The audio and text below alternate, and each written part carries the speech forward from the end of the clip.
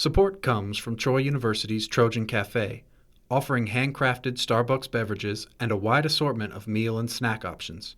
Located on Troy University's Montgomery campus, across from the Rosa Parks Library and Museum. From Troy Public Radio, this is In Focus, and I'm Carolyn Hutchison. Alabama's replica of the famous Liberty Bell will be rededicated on July 8th on the south lawn of the state capitol. Steve Murray, director of the Alabama Department of Archives and History, shares the story of its repair and also previews the reading of the Declaration of Independence on a special anniversary. Steve Murray, welcome back to Troy Public Radio. Thank you, Carolyn. It's great to be with you. Steve, this is an important year in our nation's history. Can you tell us what's happening at Archives and History to celebrate? This happens to be the 125th year of the Department of Archives and History, and it coincides with the 250th year of our nation. We're really excited about a program coming up on July 8th when we will welcome the public to the south lawn of the state capitol for a really special program. The program has an unusual name. How long? What's the story behind that name? Well, we're really blending these two important events together. So it's the reading of the Declaration of Independence and rededication of Alabama's Liberty Bell. It's going to be at 5 o'clock on the south lawn of the Capitol. The first part of that has to do with a special anniversary for our nation's founding document, because it was on July 8th, 1776, when the public had its first opportunity to hear the Declaration of Independence read aloud in Philadelphia. So this was 4 days after the text had been approved by the Continental Congress. It would be followed by weeks and months of the Declaration being heard by the public all over the new United States. But on that day, July 8, 1776, a member of the Pennsylvania militia walked outside what we now call Independence Hall and read the Declaration aloud for the first time. Are you saying that this reading will be replicated on the south lawn of the Capitol at 5 p.m.? That's right. We're going to have a wonderful group of Alabamians, 6 people who will share the word of the Declaration 250 years later to mark this semi-quincentennial of our nation 250 years later. But at the heart of it, it's about what happened in July 1776 and the decision for the colonies to declare their independence, declare themselves to be the new United States. The language, the text itself of the Declaration inspired not only the people of the new United States during the Revolutionary War, but freedom-seeking people all over the world have looked to this document as a guide and as inspiration. So it just seems appropriate to mark the occasion by re-engaging the text itself. So we've got a great cross-section of Alabama that includes the Adjutant General of the state of Alabama's National Guard, a minister, we've got a state legislator, a local student, one of the justices of the state Supreme Court, and our local Montgomery County Sheriff. So these folks who've come from different walks of life, many of them have some responsibilities or connection with either state or local government, but they will split up and share that task of reading the Declaration aloud to us. Get us up to date on the Liberty Bell. So the second part of the program will be rededicating this replica copy of the Liberty Bell that has been part of Alabama now for well over 70 years. We all know the story of the original Liberty Bell in Philadelphia, which is such an important symbol of our country's freedom and the Revolutionary era. But in 1950, after the end of World War II, the United States is taking on lots of new responsibilities around the globe, and the federal government wants to encourage the public to continue to invest in bonds. And so what we think of now as savings bonds are being promoted during this era. And in 1950, the federal government wants to promote this new series of independence savings bonds.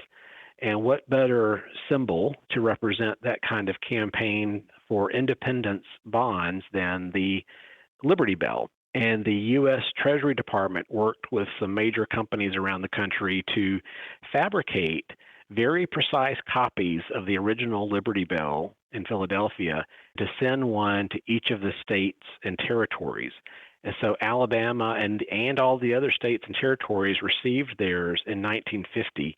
This bell traveled to 67 counties in Alabama in the spring of that year, came back to Montgomery in June, and was celebrated with a big event similar to the one that we're going to be having on July 8th. And that bell actually was then installed at the Archives building where it stayed for about 25 years.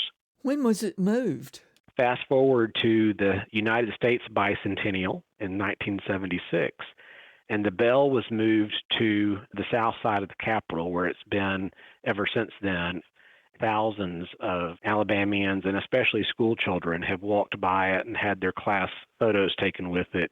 As we approached the 250th, it seemed the perfect occasion to give the bell a little TLC, which it needed after being outside for all these years. So we were able to have it sent to a bell foundry in Charleston, South Carolina, that did some restoration work on the bell. It's in beautiful condition. It has a whole new wooden yoke that was built and installed on it. And so it's in good shape for the next 50 years of inspiring visitors to the Capitol grounds. So are you saying that on this occasion, July 8th, this will be sort of a rededication of that bell? That's right. We are going to actually unveil the bell, and then we'll have a ringing of the bell. And we've got a special guest speaker who will be with us that day. It's actually State Treasurer Young Boozer. And Treasurer Boozer has a special connection to this.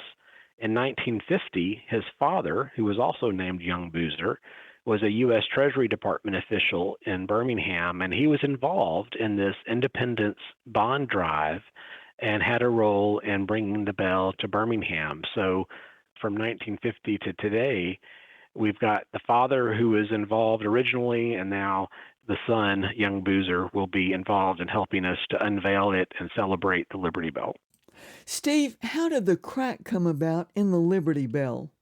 Well, it was cast in Europe and then brought to Philadelphia originally, and I think upon its very first ringing, it cracked, but my understanding is that just represented probably a flaw in the casting or in the metal that was used.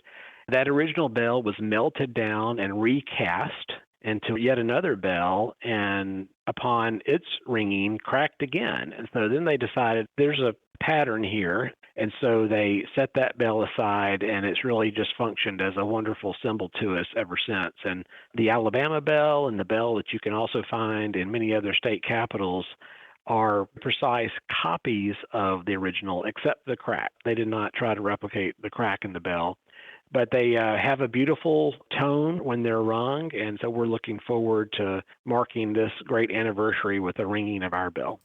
So it sounds like everyone is welcome on July 8th.